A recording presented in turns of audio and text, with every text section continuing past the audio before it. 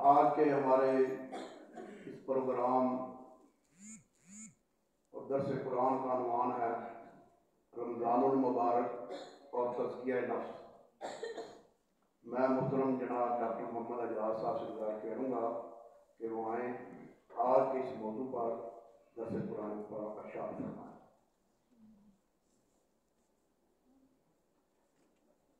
الحمدللہ رب العالمین والصلاة والسلام علی رسول کریم وعلی آلہ وصحبہ اجمعین۔ اعوذ باللہ من الشیطان الرجیم، بسم اللہ الرحمن الرحیم۔ یا ایھا الذین آمنوا کتب علیکم الصیام کما کتب علی الذین من قبلکم لعلکم تتقون۔ وقال اللہ تعالی ونفس وما سواها فألهمها فجورها وتقواها قد أفلح من زكاها وقد خاب من دساها صدق اللہ العظیم۔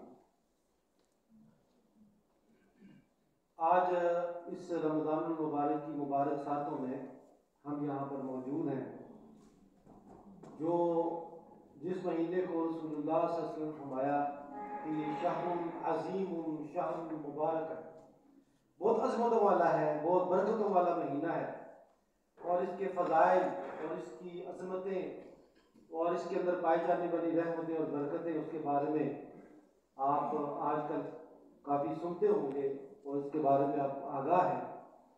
تو اللہ تبارک و تعالیٰ نے ہمیں اس بات کی توفیق دی ہے کہ ہم اسی حوالے سے یہاں پر جمع ہیں، اور ہماری غرض صرف اور صرف یہ ہے کہ ہم قرآن و سنت کی روشنی کے اندر اپنا جائزہ لیں اور اللہ کے لیے جو ہمارا خالق اور مالک ہے اس کے ساتھ اپنے تعلق کو کیسا ہونا چاہیے اس کے بارے میں جانیں، اور اس کے مطابق پھر اس تعلق کو استوار کرنے اور اس کو ترقی دینے کی کوشش کریں۔ تو اس طرح کی محافل کا انعقاد کرنا یہ واقعی بہت سعادت کی بات ہے، اور میں اس حوالے سے اس انتظامیہ کو، آپ کی لائبریری کی انتظامیہ کو مبارکباد بھی دیتا ہوں۔ بہت خوش شائد قدم ہے کہ کچھ وقت نکالا جائے۔ ہمارا جو موضوع ہے وہ تزکیہ نفس ہے اور رمضان۔ تو سب سے پہلے ہم یہ جائزہ لیں گے کہ تزکیہ نفس کیوں ضروری ہے، اس کی کیا اہمیت ہے۔ پھر دوسرا ہمارا نقطہ وہ ہوگا جس پر ہم غور کریں گے کہ اس تزکیہ نفس سے مراد کیا ہے، اور تیسرا یہ ہے کہ پھر تزکیہ نفس ہوگا کیسے۔ تو جب ہم دیکھتے ہیں کہ اس تزکیہ نفس کی اہمیت کتنی ہے، جو آیات میں نے آپ کے سامنے تلاوت کی ہے، اس میں اللہ تعالیٰ نے ارشاد فرمایا قد افلح من زکاها وقد خاب من دساها۔ ایک اور جگہ پر اللہ تعالیٰ ارشاد فرماتے ہیں قد افلح من تزکا، کہ وہ کامیاب ہو گیا، فلاح پا گیا کہ جس نے اپنا تزکیہ کیا۔ یعنی یہ وہ چیز ہے کہ جس پر ہماری کامیابی اور ناکامی کا انحصار ہے، کہ اگر ہم یہ تزکیہ کرتے ہیں تو کامیاب ہوتے ہیں، اور ہم تزکیہ نہیں کر پاتے تو ہم ناکام ہوں گے۔ یعنی ہماری دنیاوی اور اخروی زندگی کا دار و مدار جس چیز پر قرآن قرار دے رہا ہے وہ یہ ہے کہ کامیاب وہ ہوگا جو تزکیہ کرے گا، اور ناکام وہ ہو جائے گا کہ جو اس کام کو نہ سر انجام دے سکا۔ تو تزکیہ کرنا کتنا ضروری ہو گیا۔ پھر قرآن کا جب ہم مطالعہ کرتے ہیں تو قرآن جو بتاتا ہے رسول اللہ صلی اللہ علیہ وسلم کو، جب رسول اللہ صلی اللہ علیہ وسلم کا مقصد بعثت جب بیان کیا گیا کہ آپ کیوں مبعوث کیا گیا، تو اللہ تعالیٰ فرماتے ہیں لقد من اللہ علی المؤمنین، اللہ تعالیٰ نے مومنین پر احسان کیا، اذ بعث فیہم رسولا منہم یتلو علیہم آیاتہ ویزکیہم ویعلمہم الکتاب والحکمہ۔ اس کے اندر رسول اللہ صلی اللہ علیہ وسلم کے حوالے سے بتایا کہ اللہ تبارک و تعالیٰ نے تمہیں میں سے ایک رسول بھیجا، مبعوث کیا، اور وہ کیا کام کرتے ہیں، یتلو علیہم آیاتہ، کہ وہ ان پر اللہ کی آیات کی تلاوت کرتے ہیں۔ پھر دوسرا کام کیا، ویزکیہم، اور ان کا تزکیہ کرتے ہیں، اور یعلمہم الکتاب والحکمہ، اور ان کو کتاب اور حکمت کی تعلیم دیتے ہیں۔ تو یہ چار کام رسول اللہ صلی اللہ علیہ وسلم کے ذمہ لگائے۔ اس کا مطلب ہے کہ رسول اللہ صلی اللہ علیہ وسلم کا مقصد بعثت ہی یہ تھا کہ وہ انسانوں کے نفوس کا تزکیہ کرے۔ تو کتنا اہم ہے کہ اللہ تعالیٰ جب اپنے حبیب پاک نبی پاک علیہ السلام کی بیست کے حوالے سے بتاتے ہیں کہ ہم نے ان کو کیوں مبعوث کیا. فرمایا کہ وہ ہمیں اس لیے مبعوث کیا کہ وہ تمہارا تزکیہ کرے، تمہارا تزکیہ کرنے کے لیے آئے ہیں. یہاں پر ایک نقطہ اس کی وضاحت کرتے ہوئے آگے چلتے ہیں. قرآن کے اندر اللہ جب ہم مطالعہ کرتے ہیں، اللہ تعالیٰ کی ساری نعمتیں ہیں. ہمارا وجود، ہمیں جو چیز ملتی ہے وہ اللہ تبارک و تعالیٰ کا احسان ہے، وہ اللہ کی دین ہے، وہ اللہ کی امانت ہے ہمارے پاس. مگر اللہ تعالیٰ نے کبھی اس کے احسان جتلایا نہیں. اللہ تعالیٰ احسان جتلاتا نہیں. قرآن میں دو چیزوں کا احسان اللہ تعالیٰ نے جتلایا ہے. وہ تقریباً ہے ایک ہی، مگر دو انداز ہیں. ایک تو یہ ہے کہ اللہ تعالیٰ کہتے ہیں کہ وہ میں نے تمہارے پر احسان کیا کہ تمہیں اسلام کی نعمت دی. اسلام کی نعمت دی، یہ اللہ کا احسان ہے. کہ وہ کہتے ہیں جو علوم علی کا اسلام، وہ تمہارے پر احسان جتلاتے ہیں کہ وہ اسلام لائے. تو اللہ تعالیٰ کا نہیں، بلکہ یمن کہ اللہ تعالیٰ نے تمہارے پر احسان کیا کہ تمہیں اسلام کی طرف ہدایت دی.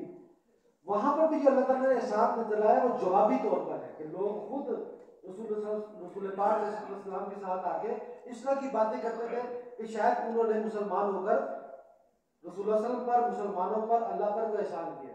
وہ کہتے ہیں یمنون علیہ کا اسلام، کہ تمہیں جوابی طور پر اللہ تعالیٰ نے فرمایا مگر یہ اللہ کا احسان ہے کہ تمہیں اللہ تعالیٰ نے اسلام کی نعمت سے سرفراز کیا. مگر جس احسان کو قرآن کے اندر اللہ تعالیٰ نے جو دلایا ہے وہ رسول اللہ صلی اللہ علیہ وسلم کی بعثت ہے، رسول اللہ صلی اللہ علیہ وسلم کا مبعوث کرنا ہے. لقد من اللہ علی المؤمنین، کہ اللہ تعالیٰ نے مومنین پر احسان کیا. یعنی ہمارے پاس جو ایمان کی نعمت ہے وہ رسول اللہ صلی اللہ علیہ وسلم کے صدقے میں ملی ہے. اگر آپ کی بعثت نہ ہوتی، ان کا واسطہ نہ ہوتا تو یہ نعمت ہمارے پاس آتی نہیں. اللہ اور ہمارے درمیان جو واسطہ بنے ہیں وہ رسول اللہ صلی اللہ علیہ وسلم ہے. اور اللہ تبارک و تعالیٰ نے آپ کی شان بیان کی ہے اور ہمیں احسان جتلایا کہ اللہ تعالیٰ نے تمہارے اوپر احسان کیا کہ رسول اللہ صلی اللہ علیہ وسلم کو مبعوث کیا. اور اللہ کے رسول صلی اللہ علیہ وسلم کا مقصد بعثت ہے کہ وہ آپ کے نفس کا تزکیہ کرے. تو اس سے معلوم ہوا کہ تزکیہ نفس کرنا یہ کتنا اہم ہے. پھر اگلی بات یہ آتی ہے کہ تزکیہ سے مراد کیا ہے. تزکیہ کا مادہ نکلا ہے زکا یزکو، زکا یزکی. جیسے شاید پچھلے بھی درس کے اندر میں نے آپ کو زکوٰۃ کے حوالے سے مطالعہ کرتے ہوئے اس کا معنی بتایا ہوگا اور تذکرہ ہوا ہوگا، اس کی دوبارہ تذکیر کر دیتے ہیں. ہم عربی کے اندر یہ لفظ استعمال کرتے ہیں زکا الزرع، کہ اس نے اپنے کھیتی کی زکوٰۃ کی. اس کا ترجمہ تو ہم یہ کر دیتے ہیں کہ اس نے اپنی کھیتی کو پاک کیا. اب زکوٰۃ میں وہ کرتا کیا مالی کہ اپنی کھیتی کو جھاڑ پھوک سے، جڑی جو نقصان دہ جڑی بوٹیاں ہیں اس سے اس فصل کو، اس کیاری کو پاک کرتا ہے. ٹھیک ہے، تو اس کو پاک کر دیا اور اس کے نتیجے میں کیا ہوتا ہے؟ اس کے نتیجے میں وہ بڑھتی ہے، پھلتی پھولتی ہے، اس میں نشو و نما ہوتی ہے. اسی لیے زکوٰۃ کے دو معنی ہیں، ایک ہے پاک کرنا اور دوسرا ہے نمو دینا، نشو و نما دینا، اس کو بڑھانا. تو زکوٰۃ کے دو معنی، اس لیے اس کے معنی زکا یزکو اور زکا یزکی کے اندر، زکا یزکو کے اندر اس کے اندر نمو ہے اور زکا یزکی کے اندر اس کو پاک کرنا ہے. تو دونوں معنی اس کے اندر پایا جاتا ہے، بلکہ یہ معنی ایک ہی ہے. جب چیز پاک ہو جاتی ہے تو اس کے اندر نمو ہوگی. کھیتی کی مثال دی ہے نا، اگر اس کے اندر جھاڑ پھونک رہے، اس کے اندر نقصان دہ جڑی بوٹیاں بھی ہوں تو فصل بڑھتی نہیں ہے، پھلتی پھولتی نہیں ہے. اور اس کے اندر نشو و نما کب ہوتی ہے؟ کہ جب اس کو آپ نقصان دہ جڑی بوٹی سے پاک کرتے ہو اور اس کے نتیجے میں وہ خود نشو و نما پاتی ہے. تو اسی طرح یہ تزکیہ نفس ہے، اپنے نفس کو پاک کرنا. ہم کہہ دیتے ہیں پاک کرنا، اور پاک جب کریں گے تو پاک کے نتیجے کے اندر لازمی بات ہے کہ اس کے اندر پھر نمو ہوگی، وہ بڑھے گی، وہ بلند ہوگی. اس کو ہم دوسری طرح بھی ہم کہہ سکتے ہیں کہ انسان کا اللہ تبارک و تعالیٰ نے نفس جو بنایا ہے اور اس نفس کا اللہ کے ساتھ تعلق جوڑنا ہے، تو اللہ کی ذات لطیف ہے. اور انسان جب گناہ کرتا ہے، انسان جب معصیتوں کے اندر مبتلا ہوتا ہے، اللہ تبارک و تعالیٰ کی نافرمانیاں کرتا ہے، تو اس نفس کے اندر ان برائیوں کی وجہ سے، ان گندگیوں کی وجہ سے، کیونکہ برائی کو بھی قرآن کے اندر گندگی کہا گیا نا، دیکھا کہ انما الخمر والمیسر والانصاب والازلام رجس من عمل الشیطان، کہ یہ گندگی ہے، اس کو نجاست قرار دیا. تو جب نجاست ہوتی ہے تو نجاست کے اندر کثافت ہوتی ہے، لطافت اور نجاست ملتی نہیں ہے. تو جب نجاست ہوگی تو کثافت ہوگی. تو لطیف بنانے کے لیے ضروری ہے کہ کثافت دور کی جائے، اس کے اندر سے خرابیوں کو، معصیتوں کو، برائیوں کو، نافرمانیوں کو نکالا جائے۔ تو تزکیہ نفس یہ پروسیس ہے کہ جس کے اندر انسان اپنے نفس کے اندر سے برائیوں اور معصیتوں، اللہ اس کے رسول صلی اللہ علیہ وسلم کی نافرمانیوں کو نکالتا ہے، اس سے اپنے نفس کو پاک کرتا ہے۔ اور پاک کرنے کے نتیجے کے اندر ہوتا کیا ہے کہ اس کا نفس پاک ہو کر لطیف ہوتا ہے، وہ لطیف ہوتا ہے۔ جب لطیف ہوتا ہے تو اللہ کی ذات بھی لطیف ہے، تو اللہ کی ذات کے ساتھ مناسبت پیدا ہوتی ہے، اللہ بھی لطیف ہے اور اس کے نفس کے اندر بھی لطافت پیدا ہوتی ہے۔ اسی لیے قرآن کے اندر کہا گیا نا کہ صبغۃ اللہ، وہ آپ نے سنا ہوگا کہ اللہ کا رنگ اختیار کرو، جس طرح یہ کہا کہ اللہ کی صفات سے متصف ہو جاؤ۔ اللہ تعالیٰ تو وحدہ لا شریک ہے، اس کے اندر کوئی صفات کے اندر بھی شریک نہیں ہے، مگر شرک کی جب بات کرتے ہیں اس کا مطلب یہ ہوتا ہے کہ جس طرح وہ صفت اللہ کے اندر پائی جاتی ہے اس طرح سے وہ صفت کسی مخلوق کے اندر بھی پائی جاتی ہے، ورنہ ان صفات کا مسلمان مخلوق کے اندر ہونا وہ مطلوب ہے کہ وہ اللہ کی ذات سے، جیسے کہ تخلقوا بخلاق اللہ کے اخلاق سے اپنے آپ کو، اپنے اخلاق کو اللہ کے اخلاق کے مطابق بناؤ۔ اس کا حدیث میں بات آتی ہے، مقولہ ہی کہا جاتا ہے۔ تو اس کے اندر یہی ہے کہ اللہ کا رنگ اختیار کرنا، اس کا صبغۃ اللہ کا رنگ اختیار کرنا۔ تو جس طرح انسان اپنا تزکیہ نفس کرتا رہتا ہے، اپنے نفس کے اندر سے برائیوں کو، علائشوں کو، نجاستوں کو، اللہ کی نافرمانیوں سے جب اس کو پاک کرتا ہے تو اس کی ذات، اس کا نفس کے اندر سے کثافتیں جب نکلتی ہیں تو اس کا نفس جو پاک ہو جاتا ہے، لطیف ہو جاتا ہے۔ جب لطیف ہوتا ہے تو اس کی مناسبت پھر اللہ تبارک و تعالیٰ کے ساتھ ہوتی ہے۔ تو ظاہر ہے کہ ایک کثیف نفس جو ہے وہ لطیف کے ساتھ اس کی مطابقت اور مطابقت بھی نہیں ہو سکتی، تعلق بھی نہیں ہو سکتا۔ اگر آپ اپنے اللہ کے ساتھ اپنا تعلق قائم کرنا چاہتے ہیں، انسان کہتا ہے نا کہ انسان کو اللہ کی معرفت نہیں، مسلمان ہے مگر کیفیت نہیں پیدا ہوتی، اللہ کی محبت کے جذبات ہی پیدا نہیں ہوتے، اللہ کی فرما برداری کے حوالے سے کوئی انسان کے اندر کوئی بہت زیادہ داعیہ پیدا نہیں ہوتا، وہ کیسے پیدا ہو سکتا ہے؟ کیونکہ مناسبت نہیں ہے نا۔ اس کے کرنے کے لیے ضروری ہے، جیسے یہ ہوتا ہے کہ یہ سب اللہ تبارک تعالیٰ ہی دیتا ہے، مگر اللہ دیتا تب ہے کہ جب انسان کوشش کرتا ہے، کچھ نہ کچھ تو کسب کرنا پڑے گا نا۔ کسب کریں گے اس کے بعد پھر آپ کو اللہ تبارک و تعالیٰ وہب کرے گا، ہبہ کرے گا، دے گا اللہ تبارک و تعالیٰ، مگر کوشش تو کرنی چاہیے۔ اسی لیے تزکیہ نفس کی کوشش کرے گا انسان، وہ اپنے نفس کے اندر سے پہم جو نا وہ مسلسل ایک جدوجہد ہے کہ وہ اپنے نفس کے اندر جائزہ لیتا رہے اور اپنے نفس کو پاک کرے۔ تب کرے گا تب اللہ کے ساتھ اس کا تعلق جڑے گا اور مضبوط ہوگا۔ جس طرح تزکیہ نفس ہوتا چلا جائے گا اس طریقے سے وہ اللہ تبارک و تعالیٰ کے ساتھ مناسبت بھی پیدا ہوگی، اس کے اوپر اللہ کا رنگ چڑھے گا۔ اب یہ مسئلہ آپ نے دیکھا ہے کہ یہ جو اللہ کا رنگ ہے، ہمارے صوفیہ نے اس پر بات کی ہے اور آپ نے وہ قوالی بھی سنی ہوگی، ٹھیک ہے نا۔ نکلا تو اسی سے ہے، بات یہ کہ ہم نے تو صرف اس کو ہنس لینے کے لیے اور پھر اس کو ہم نے دوسری طرف ڈائیورٹ کر دیا، اس لیے کہ صوفیہ کے کلام کے اندر بڑا اثر تھا۔ اور آپ کو پتہ ہے جو کاروباری لوگ ہوتے ہیں وہ مارکیٹنگ کے ماہر ہوتے ہیں۔ ہمارے گویوں اور مراسیوں نے بھی دیکھا ہے کہ جو چیز انسانوں کے دلوں کے اندر گھر کرتی ہے، جگہ بناتی ہے، انہوں نے اسی کو ٹول کو استعمال کیا، چاہے ان کے مقاصد اور تھے اور اپنے مقاصد کو حاصل کیا۔ اس لیے بلے شاہ کی شاعری کے اندر آپ کو تھیا تھیا کسی کو یاد آتا ہے، مگر آپ اس کے حقیقت میں جائیں تو کیا ہوتا ہے۔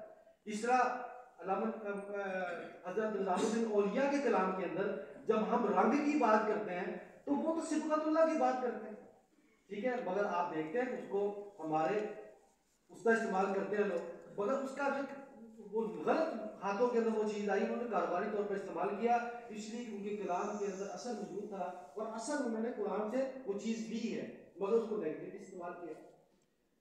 تو بہرحال یہ چیزیں جو ہیں اللہ کا رنگ اختیار کرنا، میں نے آپ کو بتایا کہ وہ یہ ہے کہ جب انسان تزکیہ نفس کرتا ہے تو اس کے اوپر اللہ کا رنگ چڑھنا شروع ہو جاتا ہے۔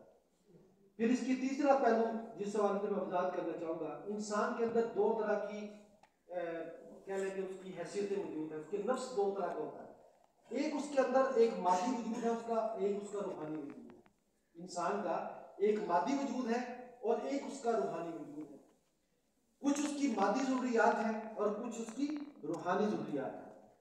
جس کو ہم یہ بھی کہہ سکتے ہیں کہ انسان کے اندر بہیمیت بھی پائی جاتی ہے اور ملکوتیت بھی پائی جاتی ہے.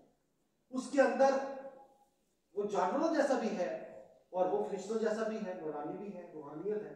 تو ایک مادی پہلو ہوتا ہے اور ایک اس کا جو روحانی پہلو ہے، ایک اس کا بہیمیت کا پہلو ہے. جیسے ہمارے اندر جیسے انسان جانوروں کے اندر ضروریات ہوتی ہیں کھانے پینے کی، جنسی خواہشات کی، اس طرح انسان کے اندر بھی ہے، جانوروں کے اندر بھی ہے.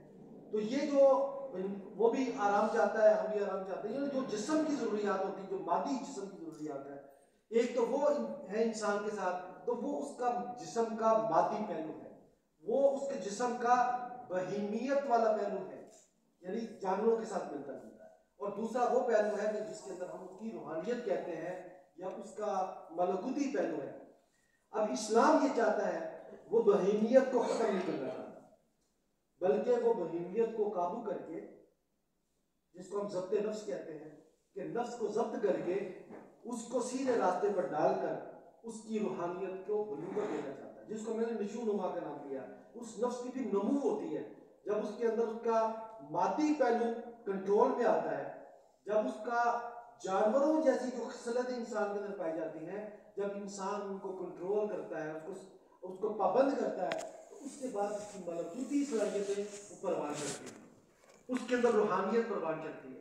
تو اس طرح یہ تزکیہ نفس روحانیت کو بلوغت دینے کا نام بھی ہے، روحانی کیفیت کو اندر. اس لیے ہمارے صوفیہ کے ہاں یہ بات ہوتی ہے، چاہے ہم تصوف سے اختلاف کریں مگر اخلاق اور احسان تو دین کے اندر ہے. یہ وہی چیزیں ہیں، نام مختلف دے دیے ہیں کہ جو تصوف سے کو نہیں مانتے وہ اخلاق اور احسانی تعلیمات کو مانتے ہیں. تو وہ کی تمام چیزیں جو انسان کے تزکیہ نفس کے اندر ہوتی ہیں. تو یہ تزکیہ نفس ہے، انسان جو ہے وہ اپنے نفس کا تزکیہ کرے، اپنے نفس کو پاک کرے. اس نفس کے اندر موجود جو اللہ اور اس کے رسول صلی اللہ علیہ وسلم کی نافرمانیاں ہیں، ان نافرمانیوں کو نکالے، ان نافرمانیوں کو غلاظت اور نجاست کا نام دیا. اس نجاست سے، اس کثافت سے اپنے نفس کو پاک کرے تاکہ اس کا نفس اس قابل ہو سکے کہ وہ اللہ کی پہچان کر سکے، اللہ کے ساتھ اپنے تعلق کو جان سکے اور اس اپنے اللہ کے تعلق کو استوار کر سکے اور اس تعلق کو پھر ترقی دے سکے. اس کے بغیر ترقی دینا، اس کا تعلق کو بنانا وہ ممکن نہیں ہوتا. تو یہ تزکیہ نفس ہے، اور اسی تزکیہ نفس کے لیے رسول پاک علیہ السلام کی بعثت ہوئی ہے کہ جو اپنی امت کا، مومنین کا تزکیہ کرنا چاہتا ہے. اب یہ تزکیہ کیسے ہوتا ہے؟ تو تزکیہ تو جب میں نے تمہید کے اندر بتا دیا کہ رسول اللہ صلی اللہ علیہ وسلم کی بعثت ہوئی، تزکیہ کے لیے ہوئی ہے کہ وہ یزکیہم، کہ وہ مومنین کے نفوس کا تزکیہ کرے. تو پھر تزکیہ نفس تو رسول اللہ صلی اللہ علیہ وسلم کی تعلیمات سے ہوگا، آپ کے طریقے سے ہوگا، جو آپ نے طریقہ بتایا ہے وہ ہے. اس کے لیے پورا نظام دیا گیا ہے، اس کے اندر پورا ہمارا نظام عبادات ہے، ہمارا پورا نظام معاملات ہے. یہ صرف عبادت نہیں ہے کہ نماز پڑھنے ہوگا، مگر ہر ایک کا اپنا اپنا حصہ ہے. کیونکہ آج ہمارا موضوع سے روزہ ہے تو اس پر ہم فوکس کریں گے. جیسے میں نے آپ کو بتایا کہ انسان کے اندر ایک اس کا مادی وجود ہے اور اس کا روحانی وجود ہے. اب مادی وجود کے اندر اس کا کھانا پینا ہے اور اس کی جنسی ضروریات ہے. اور روزے کے اندر ہم جن چیزوں روزہ کہتے ہیں کس کو ہے، روزے کا نام ہی یہ ہے، روزے کی تعریف یہ ہے کہ ہم صبح صادق سے لے کر غروب آفتاب تک اللہ کی رضا کے لیے، اللہ کو راضی کرنے کے لیے اپنے کھانے پینے اور جنسی خواہشات سے رک جاتے ہیں، اپنے آپ کو روک لیتے ہیں، اس لیے کہ اللہ میرا اللہ راضی ہو جائے. تو اس کے اندر پھر ہماری جو دونوں ہیں کہ انسان جو ہے نا اس کی جو پیٹ ہے، پیٹ کی بھوک ہے اور اس کی جنسی جو ہے، تو اس کو کنٹرول کرنے میں روزہ اہم کردار ادا کرتا ہے. اس لیے رسول اللہ صلی اللہ علیہ وسلم نے جب بھی آپ نے خطاب نوجوانوں سے خطاب کیا، یا شباب علیکم بالصلاۃ، آپ نے فرمایا نوجوانوں کہ من استطاع منکم الباءۃ فلیتزوج، کہ تم میں سے جو شادی کی استطاعت رکھتا ہے اسے چاہیے کہ وہ ضرور شادی کرے، یعنی اس کے لیے شادی کرنا ضروری کرا دیا. اور بھی یہ فرمایا کہ جو نہیں کر سکتا تو من لم یستطیع کہ اگر تم پر استطاعت ہے فعلیکم بالصوم، تو پھر تمہارے اوپر لازم ہے تم روزہ رکھو. کیوں روزہ رکھو؟ انہو وجا، یہ تمہارے لیے ڈال ہے، روزہ ڈال ہے. نہیں، روزہ پھر جو ہے نا وہ کنٹرول انسان کے نفس کو غلط راستوں کے اوپر جانے سے روکتا ہے. اب انسان کی مجبوری ہوتی ہے بات کا کہ نہیں ہو رہا. نہیں کہ میں نے ایک پہلو بیان کیا اس کا نکاح کا حوالہ تھا، یہ انسان کی فطری ضرورت ہے کہ جب نوجوان ہوگا تو ظاہر ہے کہ جس طرح پیٹ کی بھوک ہے اس طرح جس کے حوالے سے بھی ضروریات ہے. اس پہ رسول اللہ صلی اللہ علیہ وسلم نے فرمایا کہ یہ روزہ ڈال ہے، یہ روزہ انسان کو برائی کی طرف، بے راروی کی طرف جانے سے روکتا ہے. تو یہ روزے کے اندر دیکھیں تو روزہ ہمیں جو ہے وہ پیٹ کے حوالے سے بھی، جو ہمارے شکم کے حوالے سے، یعنی انسان جتنے بھی خرابیاں دنیا کے اندر وہ کرتا ہے وہ پیٹ کی محبت میں نا، مال کی محبت میں، کھانے پینے کے لیے، چسکے کے لیے، آرام کے لیے. تو یہ ایک اشارہ ہے کہ جسم کی جو ضروریات ہیں انسان اس کو پورا کرتے ہوئے اللہ کی حدود کا خیال رکھے. اس لیے روزہ جو ہے وہ ضبط نفس سب سے اہم کردار ادا کرتا ہے کہ وہ چیزیں کہ جو جائز ہیں، حلال ہیں، تو جب ہم اللہ کے حکم پر اور رسول اللہ صلی اللہ علیہ وسلم کے بتائے ہوئے طریقے کے مطابق ہم ان چیزوں سے بھی رک جاتے ہیں کہ ہم حلال بھی نہیں کھاتے، ہم حلال بھی نہیں پیتے، اور بیوی کے پاس جانا، بیوی اس کے پاس جائز نکاح ہے مگر وہ اس سے بھی ہم رک جاتے ہیں. تو یہاں پر ہمیں یہ تعلیم دی جاتی ہے کہ اللہ کے حکم سے جب جائز سے رکا جا سکتا ہے تو ہماری یہ پریکٹس ہوتی ہے، تو اللہ اس کے رسول کے حکم پر ناجائز اور حرام سے کیوں نہیں بندہ رکھ سکتا. تو یہ روزے کا مہینہ پورا ہماری یہ پریکٹس کرواتا ہے، اور اس لیے اس نفس کو قابو کرنے کے لیے، کنٹرول کرنے کے لیے روزے سے کام لیا جاتا ہے. تو روزہ وجا ہے، روزہ ڈال ہے، روزہ ایک ہتھیار ہے کہ جس کو استعمال کر کے انسان اپنے نفس کو قابو کرتا ہے. ایک اور بات جو ذہن میں رکھے کہ اسلام جو ہے وہ نفس کشی نہیں کرتا. اسلام میں نفس کشی نہیں ہے، اسلام کے اندر نفس کا تزکیہ ہے. قرآن میں جب ہم پڑھتے ہیں تو لا برہان لا رہبانیت فی الاسلام، اسلام کے اندر رہبانیت نہیں ہے، ترک دنیا نہیں ہے. یہ نہیں کہ اللہ کو خوش کرنا ہوگا کہ ہم دنیا کو ترک کر دیں. اب دیکھیں اگر ہم روزے میں رکھیں، روزے میں تو رسول اللہ صلی اللہ علیہ وسلم نے فرمایا کہ تم اس وقت تک ہدایت پر رہو گے، بلکہ دین غالب رہے گا. اور آپ سمجھنا دین غالب رہے گا جب تک تم افطار میں جلدی کرتے رہو گے. افطار میں جلدی کرتے رہو. اب افطار میں جلدی کرنا، اگر اللہ تعالیٰ نے ہمارے تزکیے کے لیے بھوک پیاس برداشت کرنا رکھا ہے تو پھر جتنے زیادہ بھوک برداشت کرے اتنا زیادہ اللہ تعالیٰ راضی ہونا چاہیے. مگر اللہ تبارک شریعت میں حکم کیا ہے کہ سحری آخری وقت میں کرو، اور جلدی سحری کرنا یہ یعنی محبوب نہیں ہے، پسندیدہ نہیں ہے کہ جیسے کئی لوگ ہیں نا کہ رات کو وہ جلدی کر لیتے ہیں. بلکہ رسول اللہ صلی اللہ علیہ وسلم کا طریقہ کیا ہے کہ سحری آخری وقت میں کی جائے اور افطاری کو جلدی کی جائے. یہ کیوں احکامات دیے ہیں کہ سحری تاخیر سے ہو اور افطاری جلدی ہو؟ اس لیے کہ اللہ کے رسول صلی اللہ علیہ وسلم تعلیم دینا چاہ رہے ہیں کہ اللہ تبارک و تعالیٰ کو تمہاری بھوک پیاس مطلوب نہیں ہے. اللہ تبارک و تعالیٰ تم سے اپنی بندگی کروانا چاہتا ہے. اللہ تبارک و تعالیٰ تم سے اپنی بات منوانا چاہتا ہے کہ تم میری بات مانو.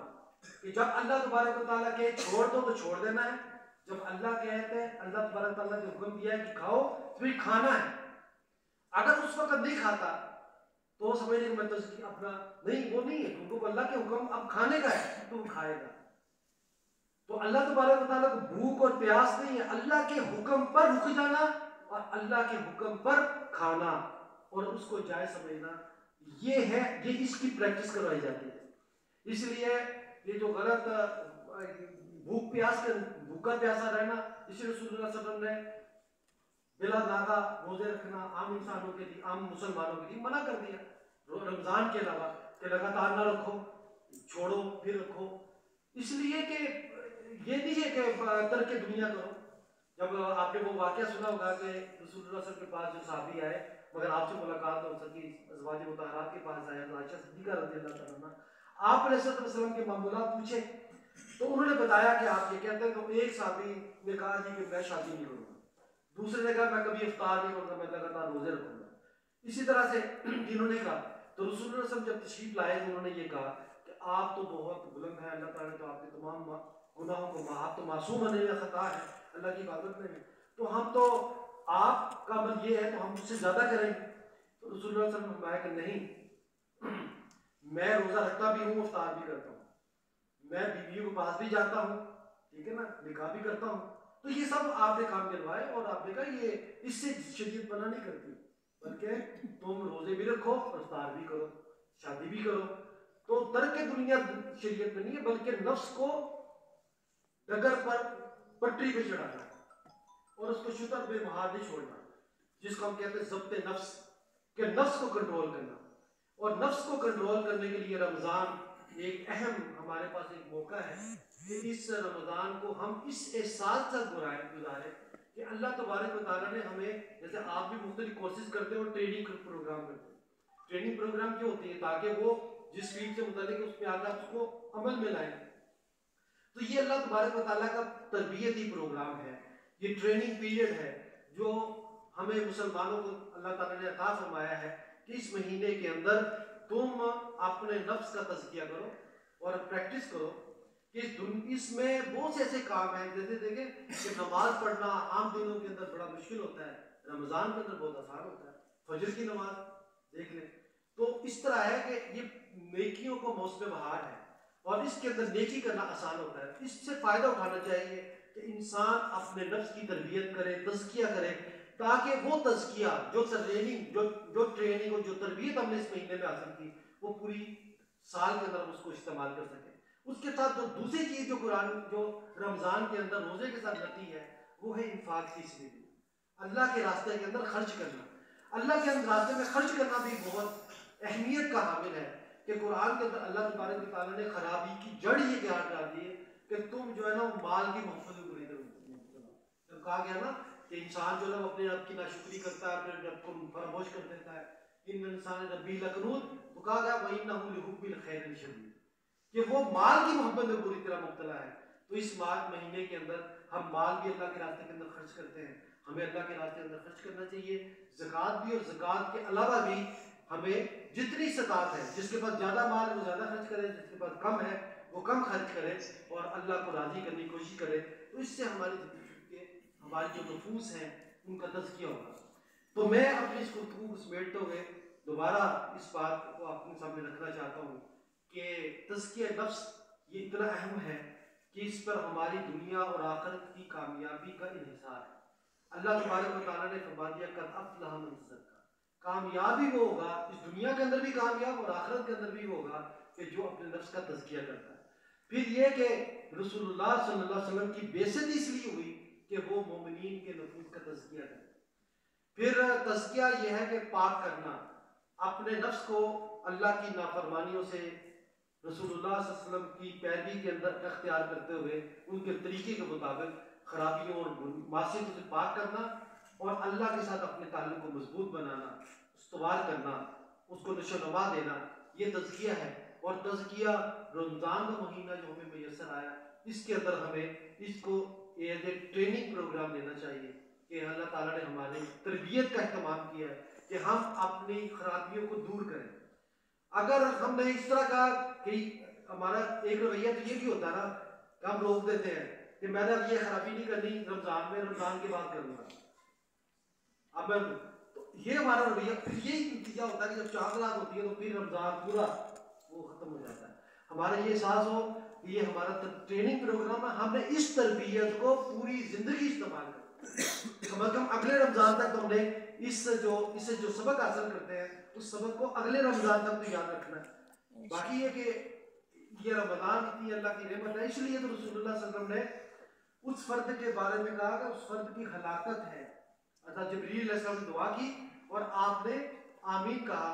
وہ کون فرد تھا؟ رسول اللہ صلی اللہ علیہ وسلم نے فرمایا کہ جس کو رمضان کا مہینہ ملا مگر اس نے اپنی بخشش نہ کروا سکا، اس کے نزدیک مغفرت نہ کر سکا، تو رسول اللہ صلی اللہ علیہ وسلم نے حضرت جبریل علیہ السلام کی اس دعا پر کہ ہلاکت ہو آمین کہا۔ تو یہ کتنی بدبختی ہوگی۔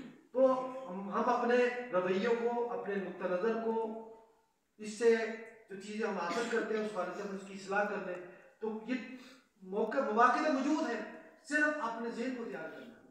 ہم نے یہ ذہن کو تیار کرنا ہے کہ ہم نے اس مہینے کے اندر جو تبدیلی ہمارے اندر آئی ہے اس تبدیلی کو ہم نے دوام بخشنا ہے, ہمیشہ کے لیے رکھنا ہے, تاکہ ہم اس دنیا کے اندر بھی اور آخرت کے اندر بھی کامیاب ہوں. تو اللہ تعالیٰ سے دعا ہے کہ اللہ تبارک و تعالیٰ ہمیں دین کی صحیح سمجھ عطا فرمائے اور اس پر عمل کرنے کی توفیق عطا فرمائے.